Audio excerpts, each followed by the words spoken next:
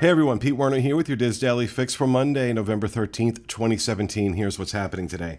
On Friday night, an overheated lithium-ion camera battery exploded in the main terminal at Orlando International Airport, causing widespread panic and forcing the airport to shut down for several hours. The airport remained on lockdown for hours after the explosion, with all flights grounded, and passengers were removed from planes and sent back through security.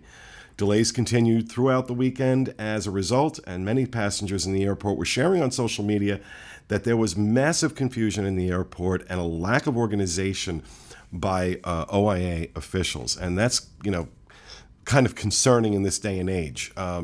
But one thing I just want to make sure I drive home here, this is why they say that you should never pack lithium-ion batteries. That's any battery that's going in your phone, your camera, and any kind of electronics. They're almost always lithium-ion batteries. They should never, ever be packed in your checked luggage, the stuff that's going into the bottom of the plane. Because these things, while it's not common, it is also not unheard of for these batteries to explode. If that happens in the cargo hold, the resultant fire would be out of control before anybody knew what was going on.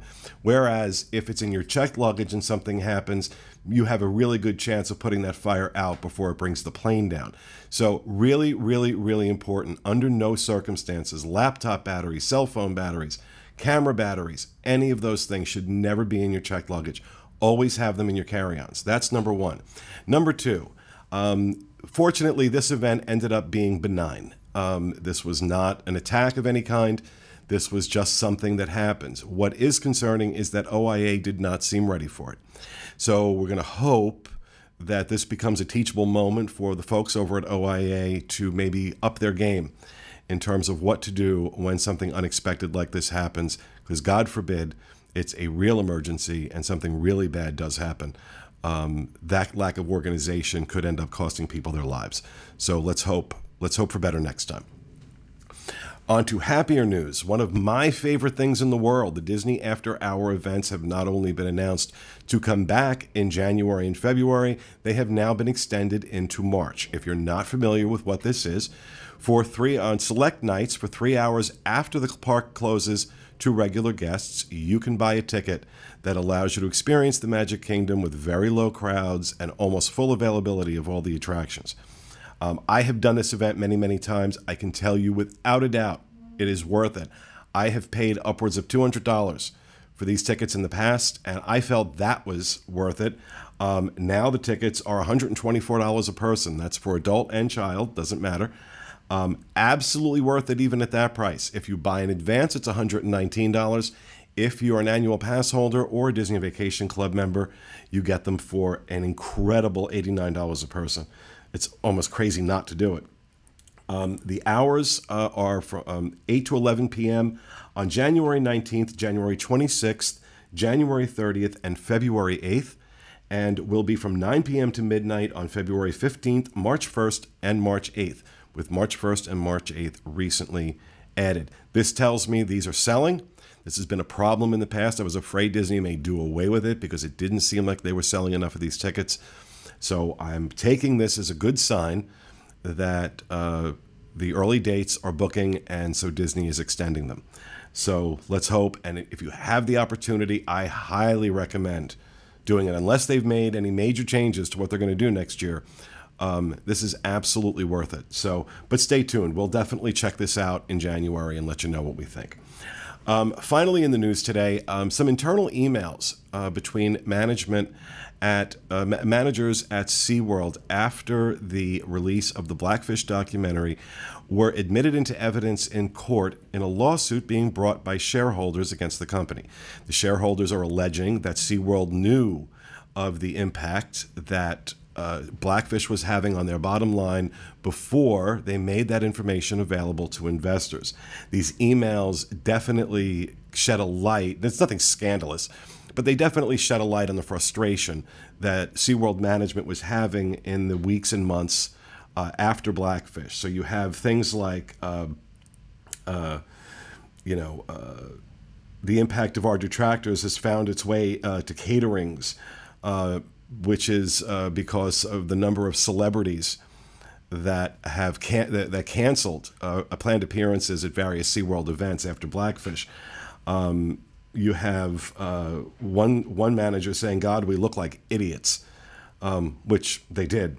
You also have emails outlining how they were trying to impact a poll on the Orlando Sentinel website, giving other people instructions on, voting no, and if you do this, you can vote no multiple times, and in an effort to make SeaWorld look better. So just kind of shows the frustration, but this just kind of adds to the already long list of embarrassing revelations of how SeaWorld handled things after the Blackfish documentary. And it's sad. It's sad to me because I think SeaWorld's a great place, and I don't think they deserve this. But, a lot of damage was done by Blackfish. An awful lot of damage was done as a result of the way they handled it in the aftermath, too. So that's it for the news. Let's go ahead and talk about some of the things that you'll find on the Diz today. Brandon Morocco has his article. One of our contributors, Brandon Morocco, has his articles, Disneyland versus the Magic Kingdom, Main Street, USA, where he compares Main Street, USA and Disneyland to the one here in Orlando, but I guess you already figured that out. Also, Genevieve Roberts has an article, Conquering the Kitchen Sink at Beaches and Cream. If you're not familiar with the kitchen sink over at the Beach Club, Beaches and Cream, it is this massive dump of ice cream and Oreos and candy, and it is amazing, but it's also like 11 million calories. Always fun to watch it get served. I've done it. I've had it once. Certainly didn't finish it, but it's a really cool thing. So Genevieve shares her experience conquering the kitchen sink. Check those articles out and many more over on the Diz at wdwinfo.com. Trending on dizboards.com today on our theme parks attractions and strategies forum is a thread entitled, Here's Why I Loved Our Memory Maker Purchase. The poster, Pharaoh, shares a fun series of photos that were captured by a PhotoPass photographer during their Disney vacation. A lot of people showing some love to the PhotoPass photographers in this thread and explaining why they thought Memory Maker was worth it. And I agree. I think Memory Maker is awesome. So head over to dizboards.com, the theme parks attractions and strategies forum, to check that out. Over on Diz Unplugged today, the Disneyland edition of the Diz Unplugged with host Tom Bell and his team. This week, they share their favorite dishes from this year's Festival of the Holidays at Disney's California Adventure. And finally, in the weather, if you're heading into the parks in Orlando tomorrow, you can expect partly cloudy skies with a high of 78 and a low of 55. I will tell you, folks, the weather... I'm sorry, that was Anaheim. That was that. Orlando, not much different. The weather here is gorgeous, though. Partly cloudy with a high of 76 and a low of 60. Anaheim, partly cloudy with a high of 78 and a low of 55. But it is beautiful, beautiful time of the year to be here in Orlando if you're coming down for the holidays. So that is everything I have here, and I don't know what the hell ending this is I'm doing, but you can find links to all these stories.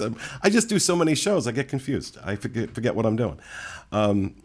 You can find links to all these stories and more on our Daily Fix main page at wdwinfo.com/dailyfix. That'll do it for me today.